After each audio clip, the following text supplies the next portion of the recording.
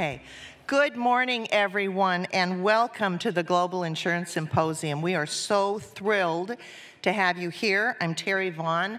I'm a professor of insurance and actuarial science at Drake University. I get to be your MC this morning, and it is my pleasure to introduce Iowa's Governor Kim Reynolds. Governor Reynolds has been on the job for just under a year now, by my calculations. She was sworn in last May after the previous governor, Terry Branstad, was confirmed as the ambassador to China. Before becoming governor, she served 2 terms as lieutenant governor with responsibility for a number of initiatives, particularly in the area of economic development. She has been named one of the 100 women leaders in STEM, which, of course, you all know is a very important area for the insurance industry as well. As I hope you already know, Iowa has a very strong, vibrant insurance industry, and one of the benefits of that is that our public officials understand the importance of this industry and the challenges that it faces. And they understand this in a way that few other state public officials do. And Governor Reynolds is no exception to this. This environment that we exist in creates some great opportunities for public and private partnerships like the conference you are at here. I could go on and on about Governor Reynolds and about her background and about the things that she accomplished before she became governor, but she asked me to keep it short, so I'm going to do that, and please join me in welcoming our governor, Governor Kim Reynolds.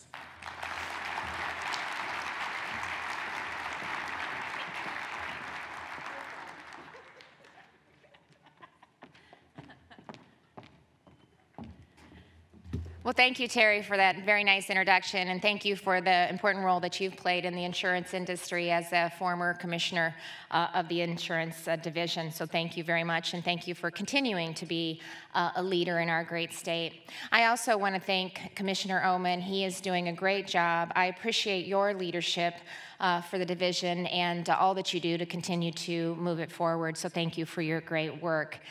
Good morning, and welcome to our beautiful capital city. On behalf of all Iowans, thank you for traveling to America's heartland, and we're so pleased that you're here. Now in our 5th year, the Global Insurance Symposium has evolved into one of the most impactful events in the industry. It's wonderful to see such a unique mix of CEOs, entrepreneurs, regulators, students, commissioners, and thought leaders in this room. I understand that this year's symposium theme is innovation, and that's perfect because in Iowa, we're never satisfied with the status quo. That drive to invent, to innovate, to overcome adversity, and eventually succeed is what makes Iowa and our country great. We're proud of how diversified our state has become over the last 40 years. Many of Iowa's industries have an impact far beyond our nation's borders. Our global footprint can be felt not only in agriculture, but also advanced manufacturing, renewable energy, financial services, and of course, insurance. With more than 200 insurance companies calling Iowa home, and 80 of those right here in Des Moines, our economy and communities thrive on this ever-evolving industry. Iowa also is a great place to live, work, and raise a family. But you don't have to take my word for it. U.S. News and World Report recently named Iowa the #1 state in the country. They wrote that Iowa leads the nation in efforts to bring ultra-fast internet access to every city block and every rural acre. And that's not all. We offer the 2nd lowest cost of doing business in the United States, and we're also ranked among the top 10 states when it comes to health care, opportunity, education, and quality of life. Unleashing opportunity is what spurs that kind of growth and innovation and leadership, and that's why insurers are thriving in Iowa. They're doing well because we provide a fair and responsive regulatory environment. Iowa has the lowest insurance premium tax at 1%. Iowa doesn't charge premium taxes on sales of annuities or qualified life insurance plans. and Iowa doesn't assess any additional surtaxes or income taxes on insurance carriers. Furthermore, our domestic industry and regulators at the Iowa Insurance Division are constantly working to be on the cutting edge to make sure we are offering the best products to Iowans in the world. For all those reasons, we believe the business climate for insurance companies in Iowa is exceptional. I'm also excited about the ecosystem that Iowa provides for our entrepreneurs and startup companies. During the symposium, you'll hear from an impressive group of startups participating in this year's Global Insurance Accelerator that's based in Des Moines. These startups have come from across the United States and from other countries like Canada and Mexico. Thanks to the Global Insurance Accelerator, many of the startups in attendance have grown into successful businesses. They're using artificial intelligence, the Internet of Things, mobile phones, and even more to transform how companies operate in the industry today. In addition to these startup leaders, you'll have a chance to meet some of Iowa's brightest students who are part of the WAKI Apex program. This program is a national model for schools of the future. You'll be able to hear how the students are drawing upon the expertise of local business partners to bring real-world application into the high school experience. It's innovative, exciting, and it's preparing them for quality careers. It's programs like this one that keep Iowa ahead of the curve for educating our children for the knowledge economy. The WAKI Apex program also has been attracting some major attention. In fact, I've had the opportunity to host Senior White House Advisor Ivanka Trump, U.S. Secretary of Labor Acosta, as well as Apple CEO Tim Cook on tours there, including unbelievable direct interactions with the students. This morning, I want to recognize the Apex students who are here today as they've spent months helping the planning committee with this year's symposium. So let's give the students a quick round of applause.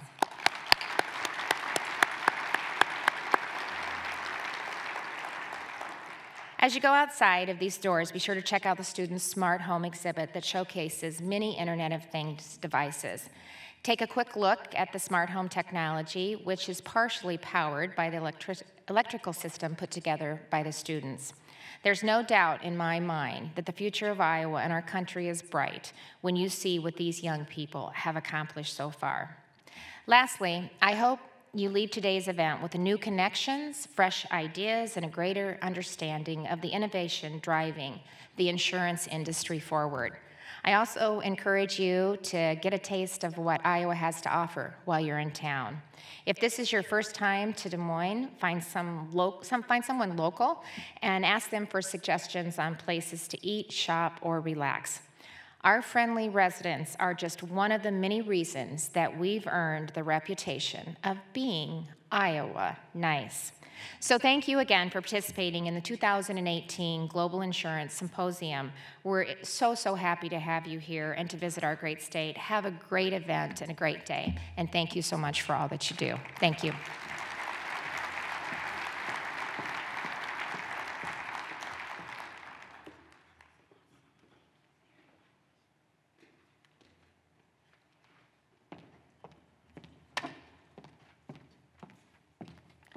Our next speaker is our current commissioner, Commissioner Doug Omen. The governor mentioned Iowa's fair and responsive regulatory environment, and Commissioner Omen is the person who leads that effort and makes sure that it continues to be that way. He was appointed by Governor Terry Branstad as the insurance commissioner in January of 2017, so just a little over a year ago. But he came into the job with a wealth of experience, including a previous stint as the director of insurance in the Missouri Insurance Department. Immediately before being Iowa Insurance Commissioner, he was the deputy commissioner for 3 years, well, a little over 3 years. He is smart, he gets the issues, but one of my favorite things about the commissioner is the no-drama way that he deals with them.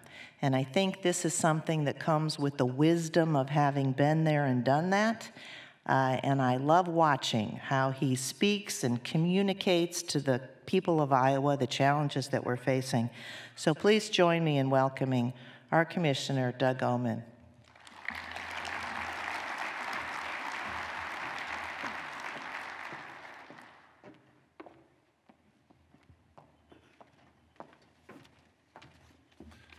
Thank you, Terry, very much for that introduction.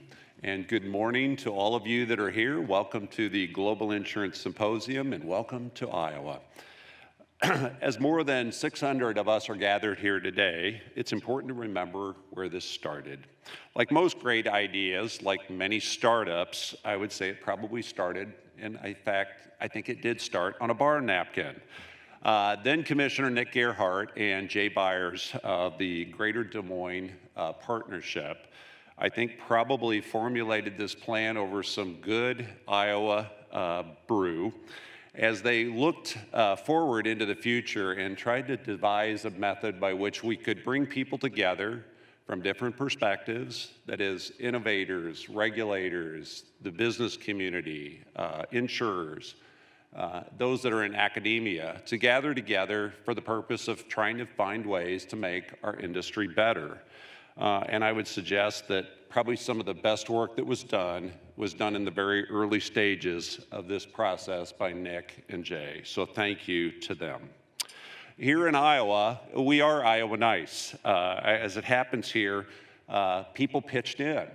Based on these ideas and these concepts, people pitched in from all places. Some people with expertise, some people with contacts, certainly many people with good experience.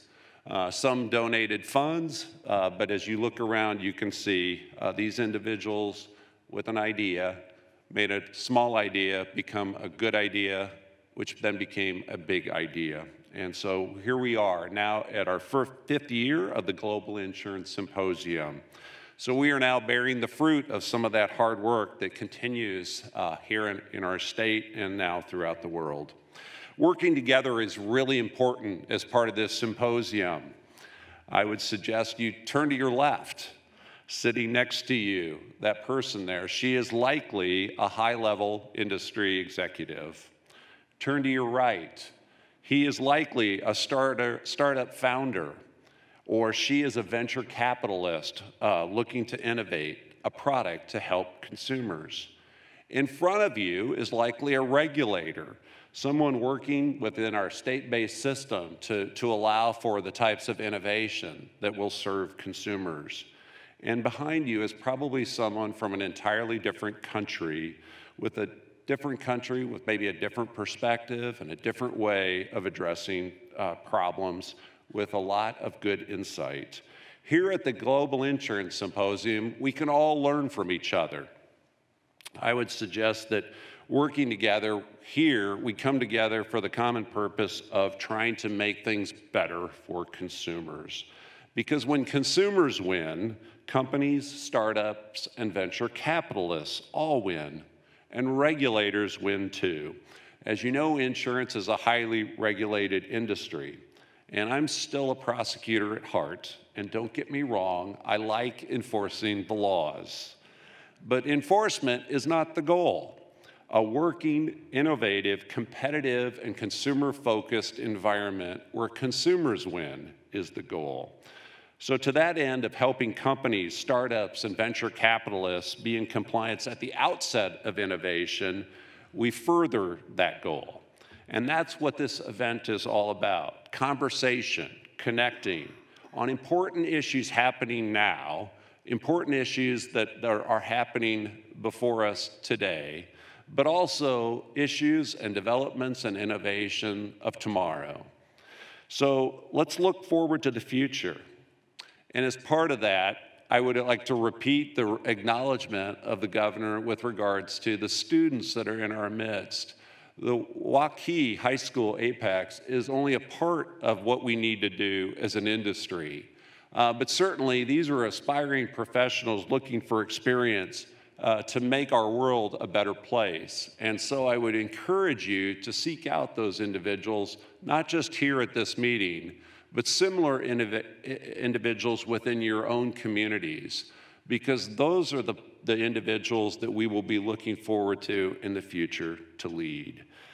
These are people that are smart, they're driven, and they too are looking for solutions and trying to make their communities and our country a better place. Our industry is changing, but the need for insurance is not going away. It's important to mentor young folks within our communities to help them. And also, by doing so, I think we all gain better information and inspiration for tomorrow. So I look forward to connecting with all of you as you're here today and throughout the rest of the week. So welcome again to the Global Insurance Symposium. I look forward to many, many important parts of this program. So thank you, and enjoy your time here.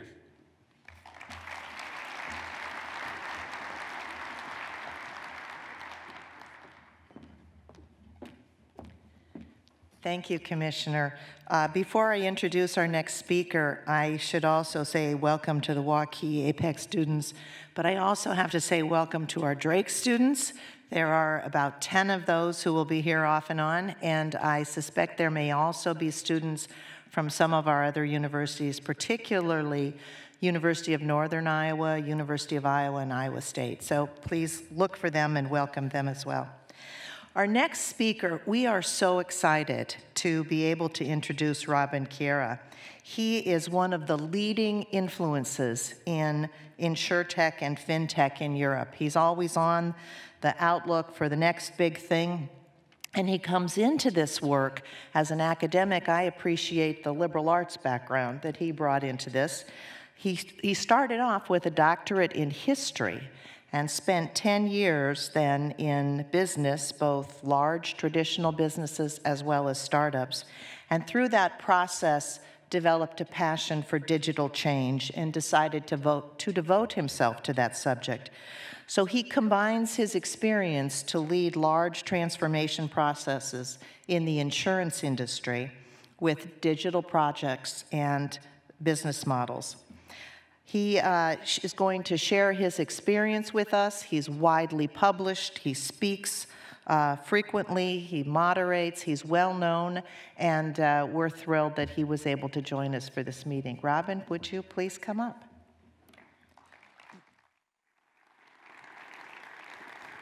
Thank you very much. Thank you. Yeah, thank you for the kind words. I'm really flattered. That does put a lot of pressure then. Just kidding. So before we start, I will have a little question for you. Who of you ever had a Nokia phone as his personal phone? Please raise your hand. All right. Who still uses a Nokia phone as its main phone today? That's literally nobody in a room of 600 people. Well, what does it have to do with the insurance industry? We still have phones, we still use them, but they are from different companies. And I strongly believe that insurance will always be around. That's the good news. But the big question is, who will provide the coverage in the future? Will it be that we stay relevant, or will it be, like in telecommunication, that new players actually rise? And that's what my talk is all about, to ask this question and to actually work together on that. It's not going as with Nokia. I will talk about these topics, a short introduction, then I will talk about what I personally think is changing right now, then I will dive a little bit into the insurance industry, I will talk about what's going on in Europe right now, and have a personal approach on what actually could be done. Sorry. So who am I and why should you care? I have two similarities with Prince William's first adorable wife, and second, we're both born in 1982, so I'm 35 years old. Very important to know about me is I'm a die-hard Hamburg Sports Club soccer fan, and you need to know we didn't win anything in the last 30 years. Oh, I think you feel the pain with me. Thank you very much. What did I do for work? It was already mentioned. What's important for me to say when I'm at insurance events, I also worked in the field of selling insurances at Allianz and also had in the headquarters leading projects there. I worked also at mutual insurers and know the difference between large public companies and insurers. Then I went into the wild startup world and worked for an online gaming company. They needed a corporate guy to structure and process and set that all up. Right now, I'm working for a private bank in Germany, and as Chief Product Officer, I set up an ecosystem of digital products and services for them. But that's only half of me. The other half is Digital Scouting, a platform I set up for thought leaders, entrepreneurs, and senior managers to share their views on the things, share best practices. But what we do there are two things. First, we support also corporations as sparrings partner for their digital projects. And what we also do, we do a lot of communication. Who of you watched the Super Bowl this year? Raise your hand. That's okay, everybody. Who was for the Patriots? Don't be shy. All right. And who for the Eagles? Okay, they win. I will tell the story anyway. I strongly believe it would have been very easy to win the Super Bowl against the Eagles. I think the Patriots could have done it, and I also think everybody in this room could have done it. How? Don't play football against them. Play chess or gymnastics. What do I say? Why do I say this? Because I believe communication has changed over the last 10 years radically, and you can play the old game with them, but then you don't have a chance against large people or organizations, but there are tools and tactics out there that are new and that you can play with your own rules, and that's how we help them. But enough about me.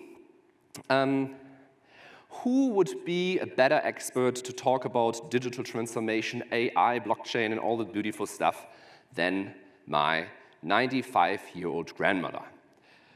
She's in the middle, that's my wife, and it's me, and I actually have a suit against all rumors, but I only wear it for my grandmother.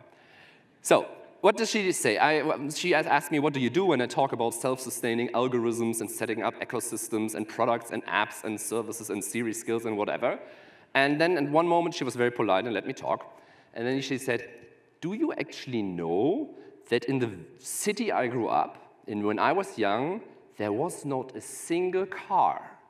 We actually needed to take a horse cart to the next bigger city, and there was one person having a car. Why do I say this? It underlines that people walking the face of the earth, that between those two generations, the world radically changed, and that our realities are totally different from our grandmothers' and grandfathers' days. Who of you will retire within the next 15 years? Please raise your hand. Lucky you.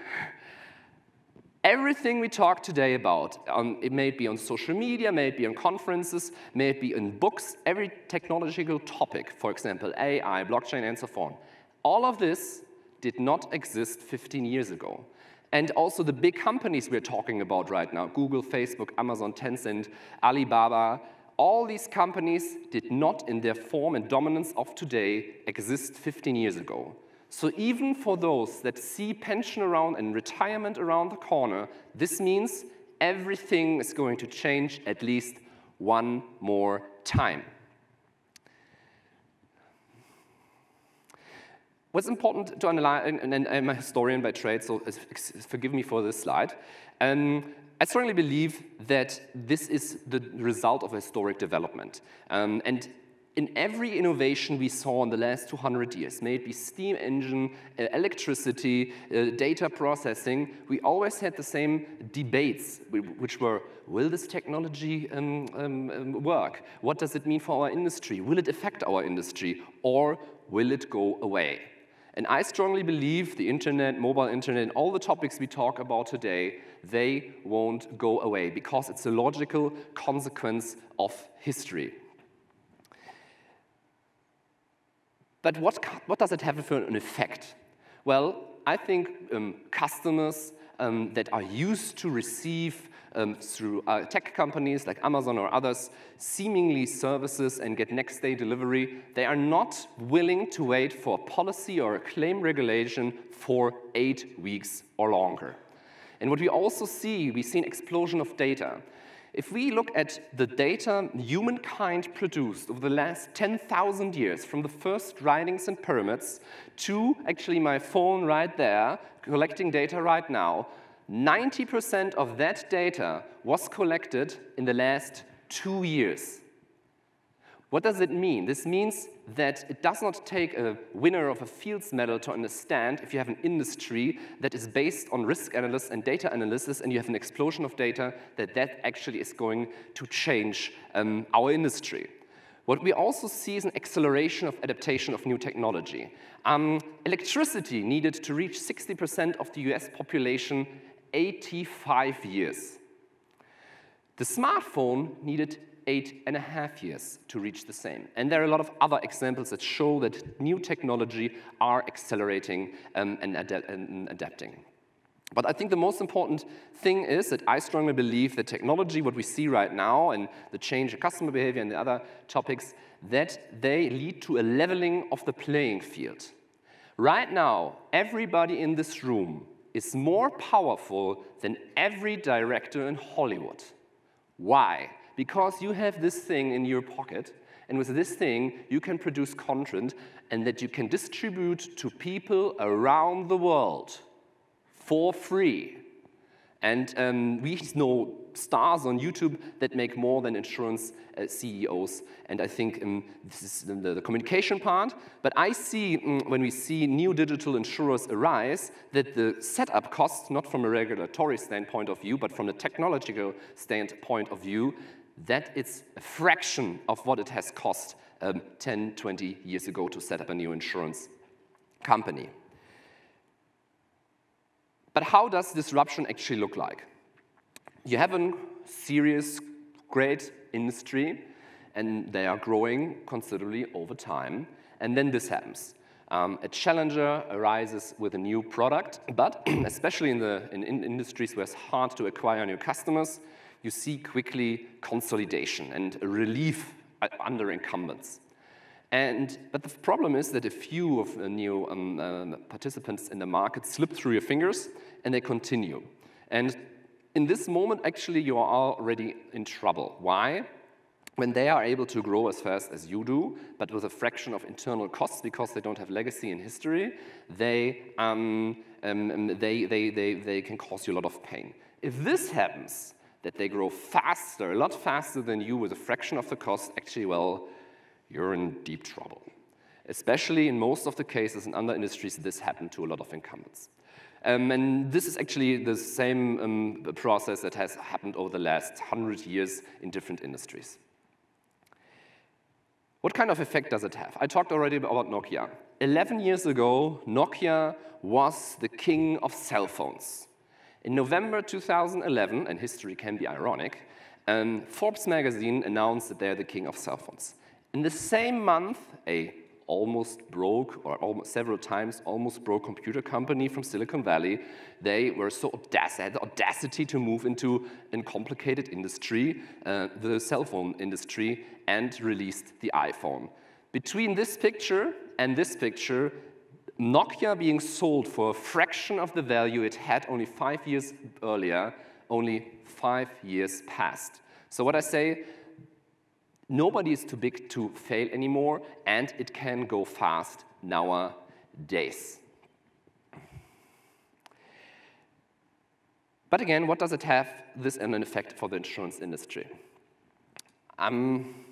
I think we in this room could talk for hours only about this slide, about the insurance value chain, and debate in which part of the value chain actually will be affected and what kind of use cases we see on the horizon, and what we can think about. I only want you to take one idea of this slide. I strongly believe that insurance, that the whole insurance industry value chain is affected by it. Staff is affected. Do we have the right people at the right time at the right place right now? Communication and sales is being affected, and also products are affected. We see already now new pricing models. We see new products in general. In underwriting, we see that technology is taking over. In Japan, at Fukushima Mutual, they replaced whole departments with technology. And I think, again, every single aspect of our value chain is actually affected by all these topics: AI, big data, virtual augmented reality, IoT, robotics, and all the crazy stuff that's out there. Let's talk about tsunamis. What do you do when you stand at the beach and a tsunami is coming? What would you do first thing? Run away, somebody said? Yeah, run away. Sometimes I have the impression when I talk in Europe, especially in Europe, but also beyond, with senior management of insurances, that they're standing at the beach, seeing a tsunami is coming, and they're saying, oh, this does not affect me. My sandcastle is too complicated. This may affect Mr. Retail and Mr. Mobility and Mr. Hotel and Mr. Entertainment and Music, but not me. My customers don't want that.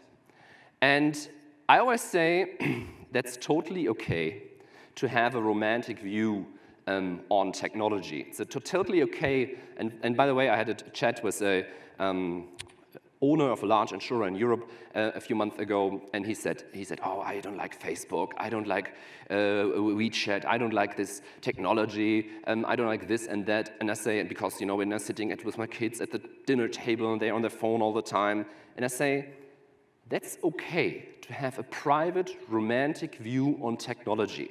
It's totally okay. But it's not okay to base your business decision on it. And I told him the one thing. He also knew that I'm a diehard Hamburg Sports Club fan. I said, if you would ask me what my emotional advice for you is right now, I would tell you the following.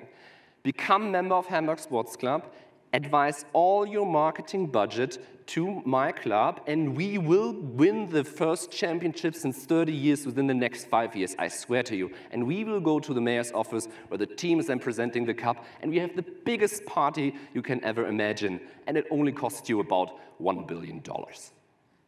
And I asked him, would that be my emotional recommendation? Would that be smart and wise? And he said, no, and that's what I said. It's the same about technology. You can have a private romantic view on technology, but when you make this decision, really base it not on this romantic view of technology. Yeah, let's go to Europe. Europe, there are 4 groups. I will talk about 3. First, about incumbents. I think incumbents, or the segment of incumbents, is going to play out like the German soccer league. You have the big teams that are always going to be on top. I strongly believe if time is really getting stressful for them, like Allianz, AXA, Generali, and others, they would just buy their way out of it. Out of their pocket money, they could buy immediately the complete European insurtech ecosystem. And in each season, you have the positive surprises. Small teams run by great management, hungry players, hungry regions, and they, with no money, they make the miracle of advancing. And that's what we see in Europe right now, too. We see small traditional insurance companies run by young or young-minded people that actually try to use digital transformation as a chance.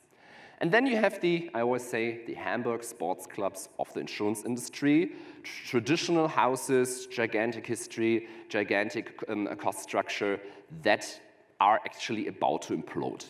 And if you asked me of the 500 insurers that we have in Germany and the thousands we have in Europe, how many actually are really putting it all into digital transformation, I would say it's 1 or 2 handful. Yeah, and we see the whole startup ecosystem. I have a VC, a friend who's venture capitalist, and I asked him, why did you actually enter the insurance industry? And he said, I went to a lot of conferences. And when I discovered that the senior management on stage was saying, well, this internet, that doesn't apply to my industry. Our industry is too complicated. We are heavily regulated. He decided, well, this is the moment I need to go into. And in the last 3 years, worldwide, $4 billion were invested in insurtech companies. And what he always says to me is, I'm not a charity. I come into this industry not for 1%, 2%, 3% profitability, but for multiples. And how does the ecosystem look like? This is the German one. Until 1 year ago, it looked like this. Here's the first wave of insurtech companies coming that were doing two things. First, attacking a part of the value chain or supporting a part of the value chain as a service provider that offers better technology to incumbents. And since 1 year, we see this. We see full insurers being digital. That means there are new insurers in the market that go end to end. And there are a lot more in stealth mode right now. Yeah, and now we have the third group, the tech giants, the Googles, Facebook, Tencent, Alibabas of the world. Amazon is setting up a 100-people-strong office in London to attack 6 markets in Europe. Here, they're setting up with JP Morgan and Berkshire Hathaway a new healthcare provider, and I think America is not the easiest market for that. Other companies are doing similar things. Why are they so dangerous to the insurance industry? They are dangerous not because they know so much about the customer. We know also a lot about our customers. They are so dangerous because they have experience in disrupting industries. They have gone from industry to industry and redirecting profitability and revenue streams into their headquarters. And what's even more scary, they are experienced in disrupting themselves. When Amazon engineers developed the Kindle, there was a discussion, should we do it ourselves? That would kill our online book marketing business, or shall we do it ourselves? And they decided to do it themselves, kill their own business in order that nobody else disrupts them. And that's, I think, an equality why they're so challenging right now. And another thing is, because a lot of people are talking about cooperation, I don't know one single serious online bookstore that Amazon left alive. Why should they do that when they have a superior business model? Why should they do that actually with our industry? But the big question is what to do. Who of you thought, and be very honest, last week not to come because he had too much stuff in office to do? Who at least thought about the idea skipping this one? Please raise your hand. And I won't tell Kai or Doug. Okay, a few. The question is what could be done. I strongly believe that you guys in this room did already 50%. Why? Because you are here and 99.9% of the industry is not. And I think it's tremendously important in times of radical changes that we get out there, talk to other people, network with the people at the table later on down there, and to talk to people and to listen to innovative topics. So I think, yeah, you did already the most important part. And I will share 4 of my 8 steps. Out of time reasons, I reduced that. What is this chart? I talked to the CEO of one large European insurer, and he showed me his project portfolio. And he said, Robin, I'm investing several $100 million into innovation and digital transformation. I was already excited and wanted to, praise him. And then I had a look at the detailed documentation. And then I drew this thing, because, I drew this thing. What does it show? It actually shows, the business model, technology, and, same old, same old. Sometimes you have a little bit of a new business model. Sometimes you have a little bit of new technology. And if you have new stuff, that's where the magic happens. And I told him, if you, and it looked like that in his documentation, if you spend 90%, 95%, 98%, 99% of your budgets in the sector of projects for same old, you are actually in the zone of death. Why? Because if you're so much occupied in replacing your 40-year-old customer relationship management with a 20-year-old customer relationship management, and you spend a lot of money for that, you don't see actually what's coming from the new stuff there, and you don't prepare your organization there. And what he actually did is he decided then to reallocate certain budgets to try to found departments outside the company, do some cooperation with startups, and so on and so on. Yeah. Who of you has kids? Raise your hands. All right, cool. Then you're going to love this one, I hope. So, don't love your products, love your customers. What does that mean? A good friend of mine, he owns a large brokerage, and I talked about him with, you need to provide customers digital products and services for free. You need to give, and then at some point do the sale. And you need actually to do all these technological miracles I talked about earlier. And he said, but I need to sell insurances. Do you actually want me to stop selling insurances? I said, no, I want that you sell more. And then he looked very, had a question mark in his eyes. And I said, okay, when your daughter Isabel was born, what kind of questions did you ask yourself? And he said, well, how does she sleep? What does she eat? Is she sick? And how to meet other sane parents? And then I asked him, who did you ask for getting answers to all these questions? And he said, well, friends, family, and Google. And I asked him, did you also ask an insurer? And he said, no. I strongly believe insurers are baby experts. Why? Insurers are baby experts because due to our claim statistics, healthcare data, accident insurance data, we know a lot about events around that. And I strongly believe if we would provide this knowledge, what we already have inside of our companies, in a nice, consumable way to our customers, that would provide a tremendous value to them. And why should we do this? Because if we provide them with a lot of digital products and services, and I'm not talking about the one app, I'm not talking about the contract app where you can see your contracts, I'm really talking about helping the people in their lives independently of a certain product cycle, and to give away these services for free. Why? What is the effect of that? If we do this for a long time, then we can win the hearts and minds of our customers, and what's even more important, to win their home screen and to become part of their daily life and become a daily companion in their life if we provide them with that. Another point is, and I'm switching back to this one CEO, he also showed me the list of suggestions by management consultants. And they had like a one list about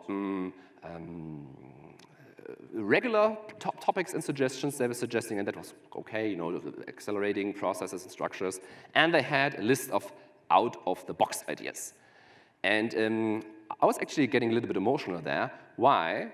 Because we live in times in which 20-year-old people can found multi-billion-dollar companies in their garages, and in which we have distribution that cost millions back in the days, now for free. We live in times we don't have inside the box, outside the box anymore. We have no box anymore. And what kind of an example is that here? He also, his management consultants recommended him to focus on his core business. And you're probably wondering why the cucumber is up there. Focus on your core business. And what happens in the past in other industries when incumbents focus on their core business? New companies entered the market focused on inefficient, non-profitable customers, and as soon as they were making money there, they went up the segments of customers and slice by slice, sliced up the value chain and the profitability of incumbents until the end, and then in the end put them out of the market. And I told him, if you do that, it's actually economic suicide. And he said, what else could one do? I strongly believe digital transformation is not a defensive topic, it's time for an offensive topic. We should not focus and narrow down our businesses of the value chain. We should actually think about expanding, and not inside the box, outside the box, but really with a no-box category. I told you, as part of Allianz management program, I really worked also in sales, sitting down and trying to sell insurances and understanding that it's not easy to do that for a product you cannot eat, smell, or take for a ride. I always ask myself, and forget all the digital topics, I always ask myself, insurances or brokers and agents, we are sales machines. And we are specialized in selling the hardest stuff. Why are we actually only selling the hard stuff? Why aren't we not actually selling the stuff that's easier? For example, if you excite your customer base in a live event like getting a baby or other live events, and you give, and provide a lot of information and services and products for them for free, why don't you also sell them other stuff? Why not giving recommendation? What is the safest stroller? What is the healthiest baby bed? Or really trying to get your customer base there and to sell them and recommend them other stuff because they trust you. And I think, again, that that expansion, we should really think about how to expand our value chain there. Yeah, and after that, that was now my part, and it's now your part. I love Adidas. Nevertheless, I really like this topic of Nike. Just do it. You all got a swag bag, I think, with a lot of pens and papers in it.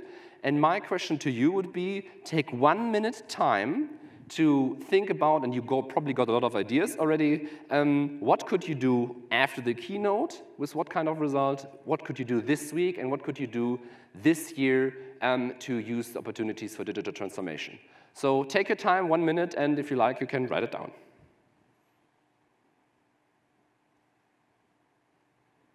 I'm serious.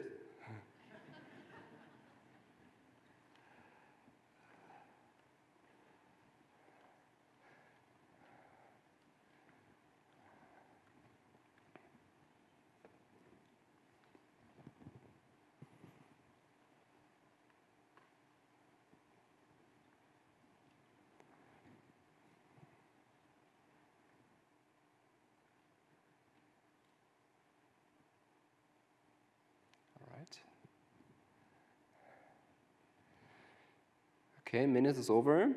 At the beginning, I asked the question, or the title of my presentation is Digital Disruption, Threat and Opportunity, or Opportunity.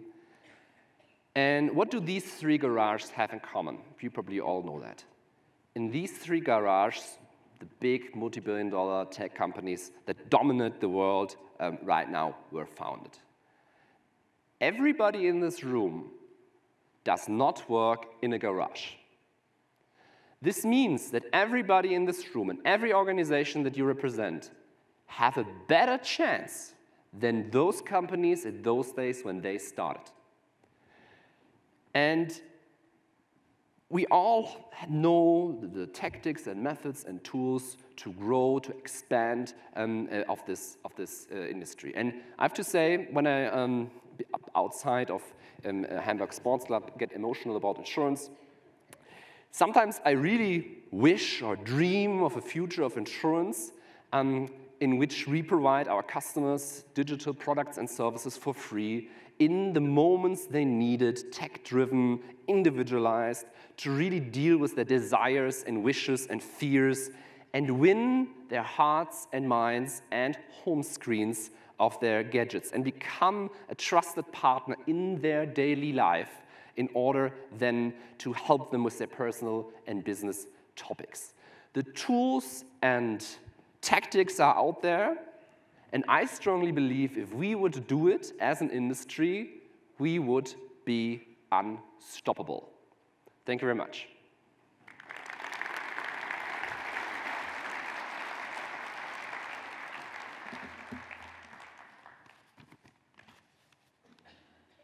Yes, that's good. If we have one or two questions, I think we have some time. Is there supposed to be a mic? No? But you can also shout. Okay, none. Okay. Thank you very much. That was awesome. Thank you. Thank you very much, Dr. Kiera. That was a lot to think about, just terrific. I've been asked to announce that you should please use our Innovator's Edge tool for networking. The information is on your table. It is a customized productivity tool, and so please take a look at that and sign in and use that to network with other people at the conference. Our next speaker is Anya Prince, who is an associate professor at the University of Iowa College of Law. But of particular relevance for our purposes here, she teaches insurance law and genetics and the law, and her research passion is genetics, particularly the ethical, legal, and social implications of genetic testing, of genomic testing. She was recently awarded a Pathway to Independence Award for the National Human Genome Research Institute to examine the use of genetic information by life, long-term, and disability insurers. And she previously served as a postdoctoral fellow at the UNC Center for Genomics and Society. The future and expanded availability of genetic testing has tremendous implications for this industry. And Professor Prince and her research will undoubtedly play a role in the public policy debate as it unfolds. We're fortunate that she has agreed to come here and share her thoughts with us. And with that, I will introduce Anya Prince.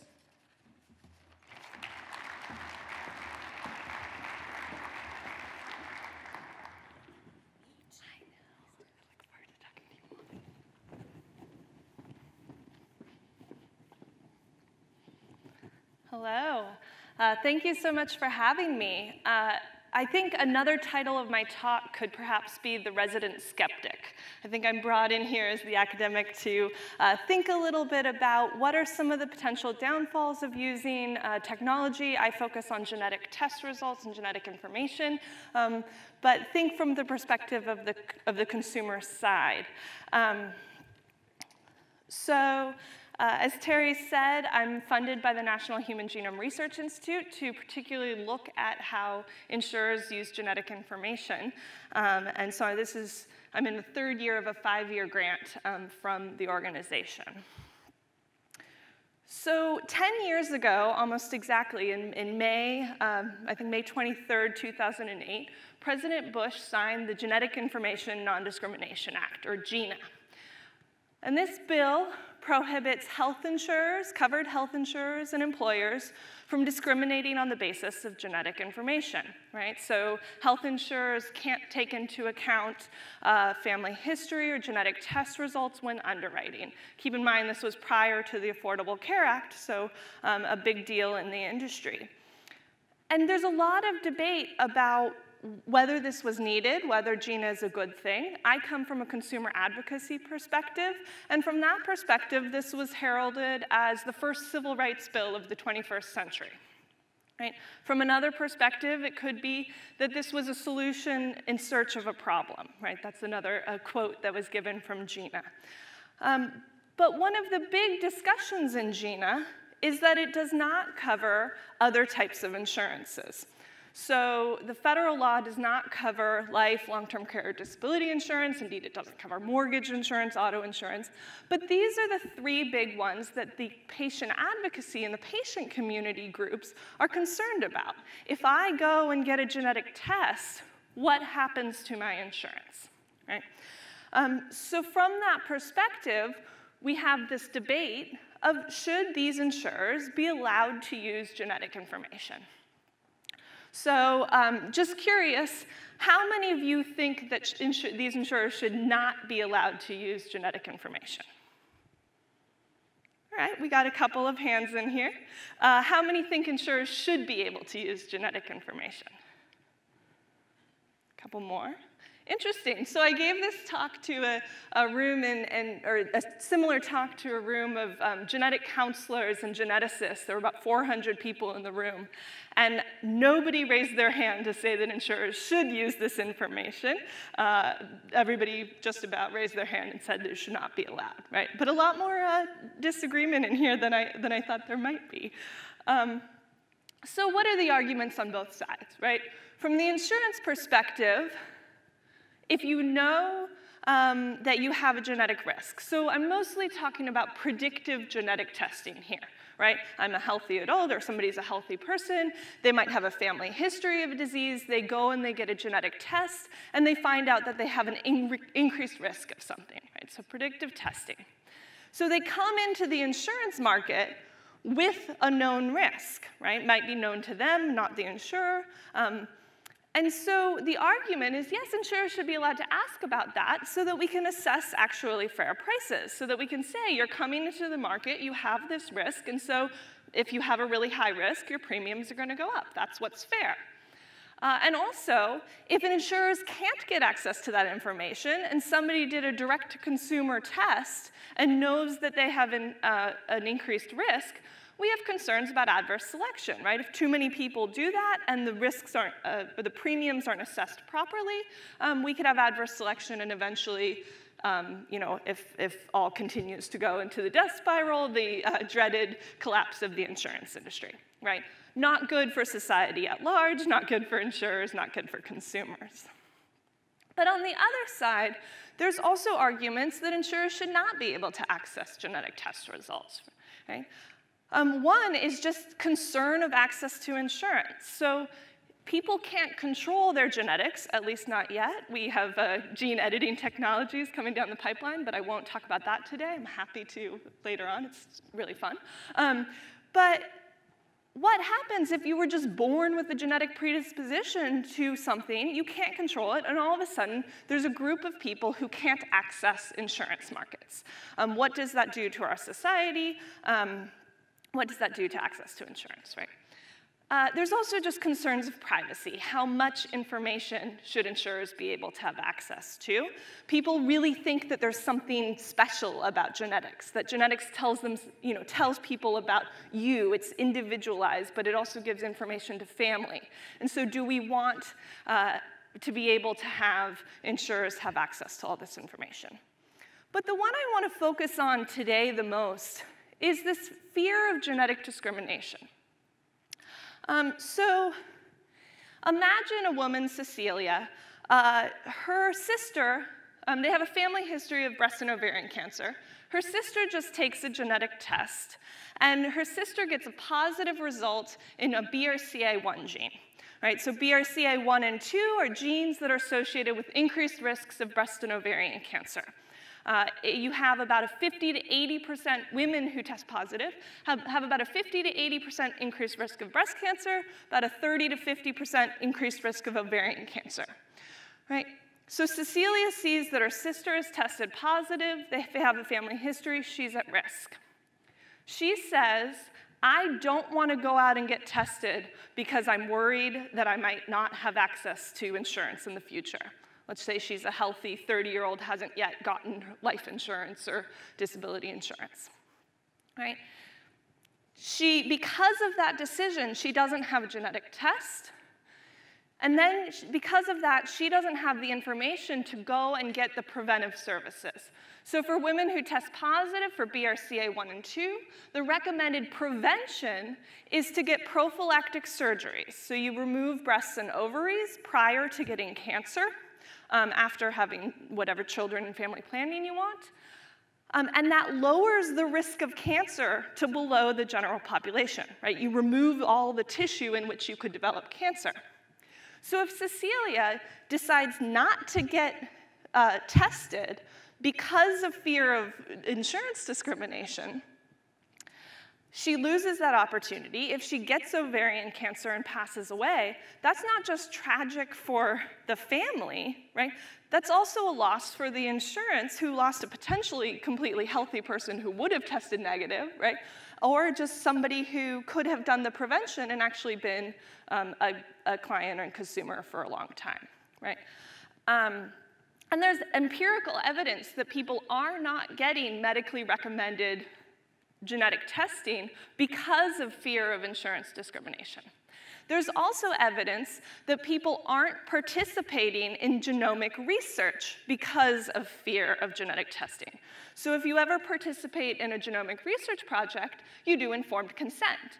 And the informed consent documents say, almost across the board, this could affect your life, long-term care, and disability insurance. right? It's actually, NIH recommends that language, or language like that, in informed consent. If you're doing a whole genome sequence, the chance that somebody's going to find something that's relevant to actuaries and to insurance underwriters is actually quite small, right? There's not too many conditions out there that are really highly penetrant, meaning if you have the genetic marker, you're most likely to get the disease, right? And that are so common and appear in adulthood that would affect those adult individually underwritten insurances. But to the public, the genetic counselors and the geneticists that are doing the informed consent don't know necessarily what the underwriting has happened. So they just have to say, any result you get could be used, right? And there's empirical evidence that people aren't participating in research because of this fear. Also not great for insurtech and wanting to bring in some of this information, right? We need a lot of people in society to participate in research in order to learn about genetic diseases, treatment options, prevention, and to integrate this more into society. So I focus more on those concerns than the economic insurance arguments concerns. When I speak to the geneticists, I switch and I talk more about adverse selection and explain all of that. So I'm always sort of in the middle. But the question then becomes, do we need extra regulation to say, you know what, these other insurances should be regulated in how they use genetic information? Do we need some sort of a GINA 2.0?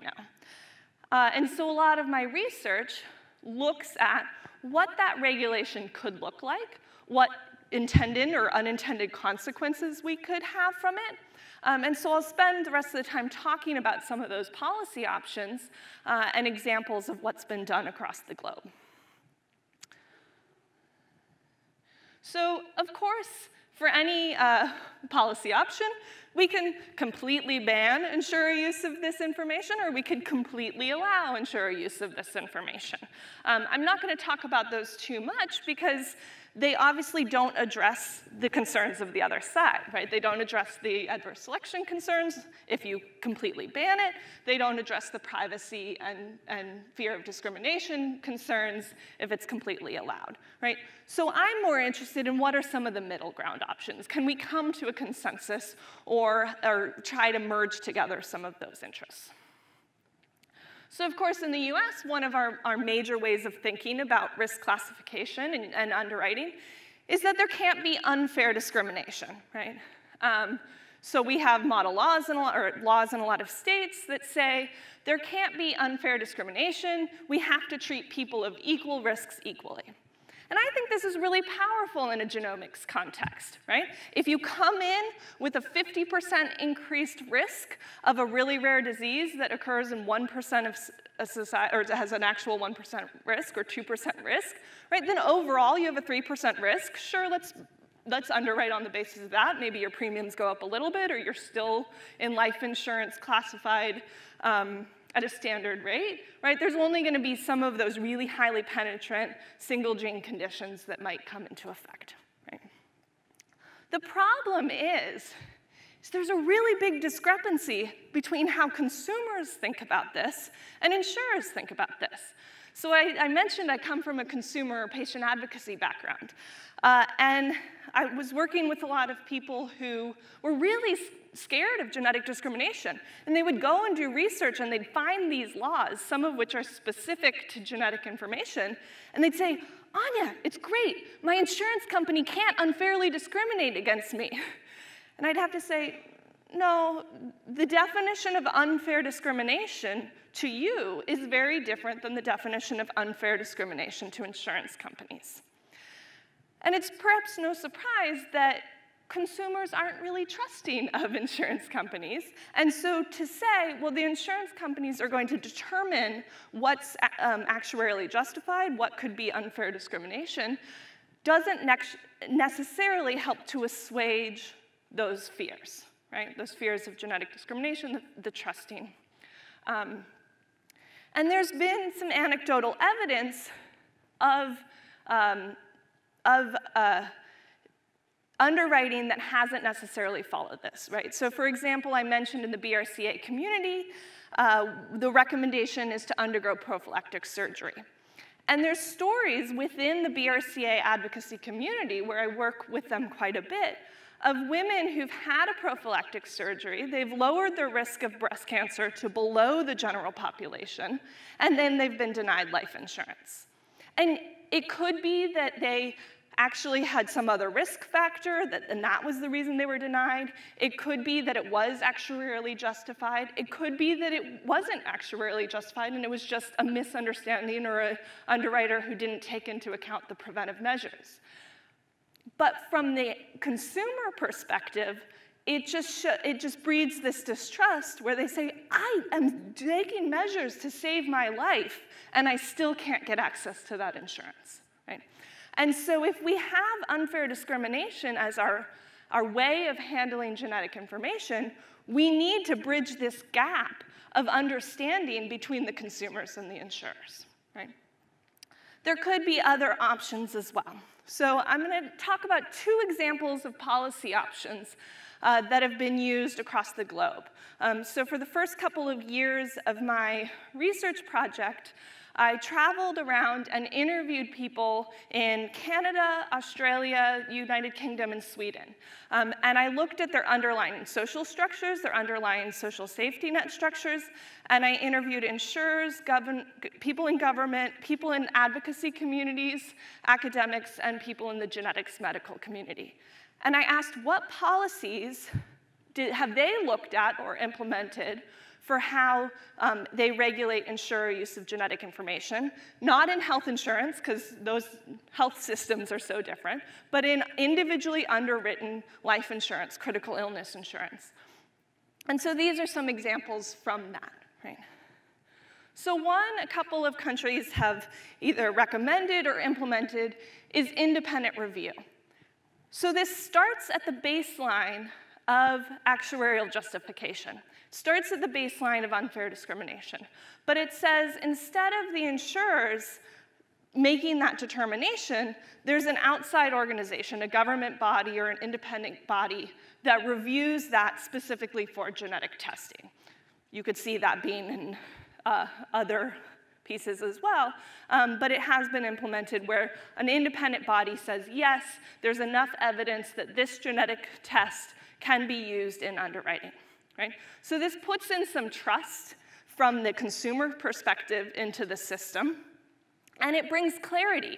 You can imagine then in that informed consent document, rather than saying you participate in this research and any finding across your millions of different SNPs and different letters, right? Any variant could be used by insurers. Instead, it's if you have a variant in this gene, or this gene, it can be used, or these genes, right? Another really common mechanism that's used across the globe are monetary limits. So in this scenario, there's a monetary limit that's set. Let's say, I'm just throwing this out there, $500,000, right? So if a life insurance policy is under $500,000, insurers can't use genetic test results. If it's over $500,000, they can. Right? And this has been implemented in the UK, in Germany, in Switzerland, in Sweden a little bit. It's been implemented in quite a few countries. And this is really that balance between the concerns of access to insurance and adverse selection. Right? So everybody with a genetic predisposition who is fearful of just being boxed out of insurance completely can at least get some basic level of insurance. But somebody can't try to game the system and go out and buy $3 million in a life insurance policy because over that certain threshold, the insurer could take that into account. And then, of course, there's combinations. So in the UK, they have, I think, a really interesting version of this. So back in 2001, the government and the Association of British Insurers, the ABI, came together and they created a voluntary moratorium in concordance. So they voluntarily agreed to this plan. They said, we will not use any predictive genetic test results for life insurance policies under 500,000 pounds. So you can see that monetary limit there. There's also monetary limits for critical illness and some of the other like disability income replacement insurance. So it's not just life insurance. But under 500,000 pounds, insurers have agreed we won't ask for predictive genetic test results. And indeed, if we get predictive genetic test results, we disclose that and really show that we're not using it in our underwriting, right? It hasn't influenced us at all. Over that threshold, there was an independent review body set up. And so insurers put in applications to say, we want to use this genetic test, this predictive genetic test, for these policies over 500,000 pounds or for the critical illness over 30,000 pounds annually. So this government body was created, again, back in the 2000s. They received originally, I think, 17 or 18 applications. It was for Alzheimer's, it was for BRCA, it was for Huntington's disease. The only test that has been approved by this government body is Huntington's disease, predictive Huntington's disease testing for life insurance policies over 500,000 pounds. Right? And actually, there was some changes to the system, but the ABI stopped putting in applications, and the government review body disbanded. Despite that, this moratorium, which runs about 5 years at a time, has been continuously renewed every time since 2001. And when I spoke to people in the UK, on the insurance side, on the academic side, on the advocacy side, on the government side, across the board, they said, we don't see this policy going anywhere, right? The insurers said, we're keeping an eye on it. We like that this can change, right? We like that if there's some new technology development, if we all of a sudden find the next Huntington's disease, right? I use Huntington's disease as an example a lot because it's 100% penetrant. If you have the marker, you will get the disease unless you die of something else. And it's a neurodegenerative, really devastating disease, right? So it's one that makes a lot of sense that insurance companies would want to know about. And so they say, we're keeping an eye on it, but we don't see this going anywhere. At least the insurers that I spoke to as part of my research. And as I said, it's renewable, right? So there's lots of interesting models out there where the different sides have come together. The insurers say they haven't really seen evidence of adverse selection. It's, of course, hard to monitor, but they say they haven't seen major impacts. If you think about then what the informed consent looks like in the UK, a genetic counselor saying, will you participate in our research project, just says, if you test positive for Huntington's disease and you want life insurance over 500,000 pounds, that could affect your insurance. Otherwise, if it's predictive, it won't. Right? So in a 30-minute talk, I can't get into all the complexities that come out with this, but just some of the considerations of, yes, that sounds great in the UK, but what about this, right? One is, if we're thinking about regulating in this area, how do you define genetic information? Okay? So GINA, our federal law, defines genetic information to include not just genetic test results, but family medical history. If you take away family medical history from life insurance or disability insurance, that's going to have a very different impact than if you just take away genetic test results, right? So we need to think about that. In the UK, as I emphasize, it's just predictive genetic test results, not diagnostics. And that might make sense from a fairness perspective, because if somebody has a condition, or two people have the same condition, one was discovered through a genetic diagnostic test and one through a different type of medical test, is it fair that one can be used by an insurer and one can't be, right? But in Canada, they just passed about a year ago, their own version of GINA, called the Genetic Non-Discrimination Act, which covers other insurances. So potentially in Canada, life insurers can no longer use genetic information in underwriting. It's under constitutional review right now. I won't get into the whole Canadian federalist issues there.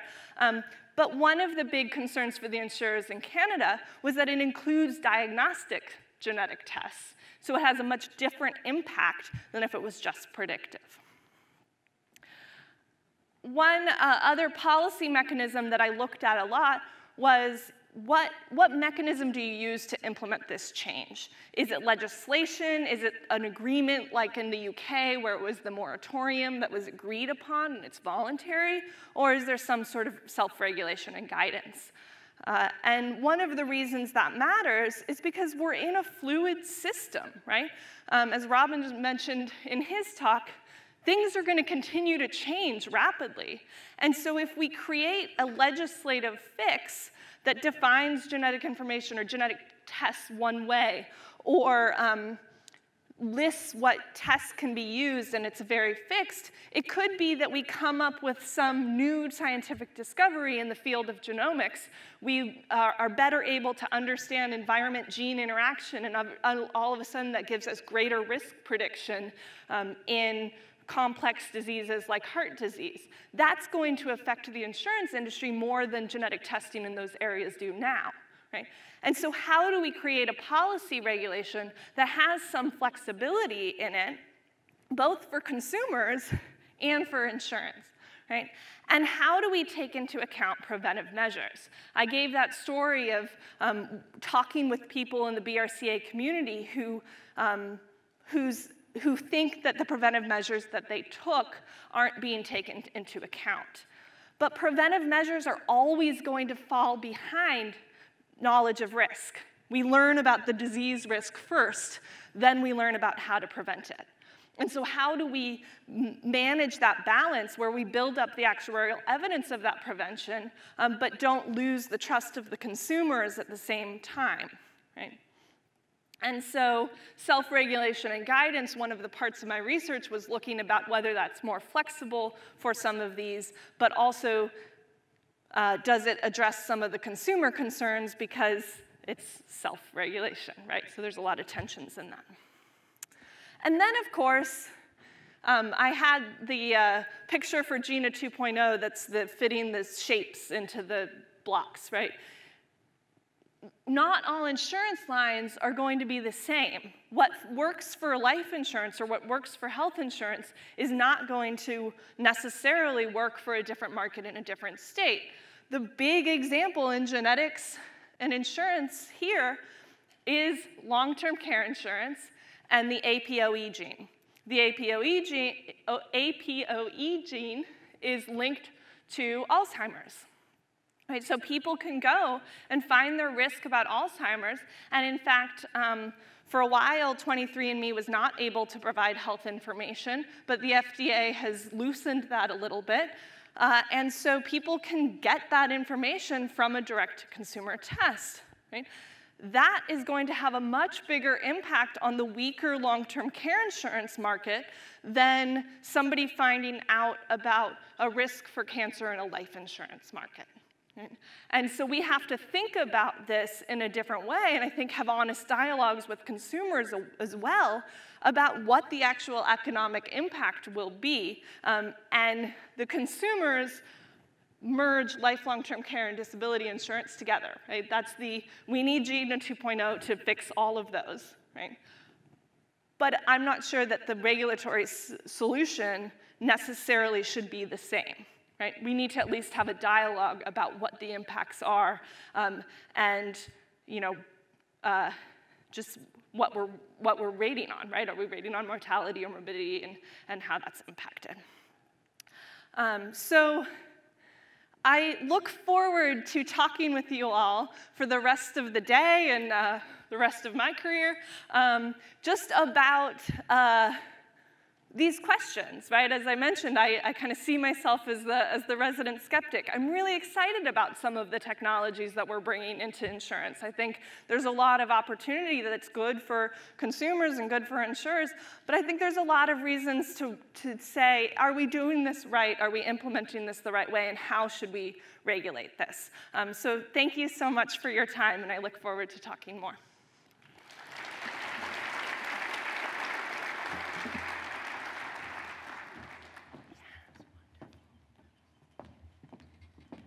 Thank you, Anya. A lot to think about on that one as well. So, announcement, we have more than 650 people registered for this symposium from nearly 20 countries, so welcome especially to our international visitors. Remember to sign up for Innovators Edge. Information is on your table. We're now going to take a quick break and then be down for the breakout sessions that start at 10:30. The breakout sessions are listed in your brochure. In the handouts. Lunch will be back up here at noon in the main ballroom, so we will see you then.